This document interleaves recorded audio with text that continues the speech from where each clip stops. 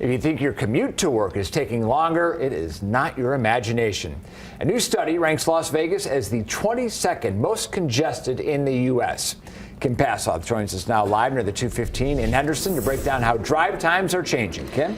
Yeah, so the study found in the Las Vegas metro that the average driver was sitting in traffic for 41 hours last year. We spoke to one of the study's analysts about why that number is up and what he expects moving forward. We collect data from billions of data sources globally. Out of 1,000 major cities studied around the world, Las Vegas came in 127th for the worst traffic congestion on the INREX 2022 scorecard.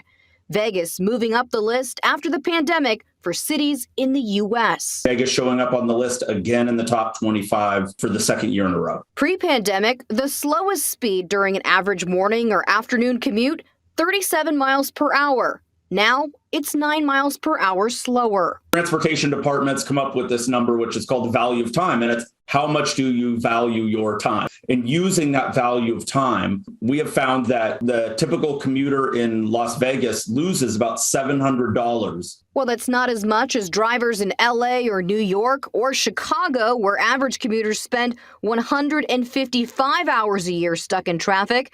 Average drive times are still up, with more people moving to Las Vegas and less people working from home. Obviously, with COVID-19, we saw a sharp reduction, a really unprecedented reduction in the amount people were traveling. Essential businesses were open, but non-essential weren't. But INREX transportation analyst Bob Pishew says there is good news. He doesn't expect commute times to continue to climb. I probably would expect a place like Las Vegas to actually see traffic kind of level out. Officials there are paying close attention to what's going on the road network. While the Vegas Valley's population of 2.3 million people will continue to increase, projects to handle that growth are already underway.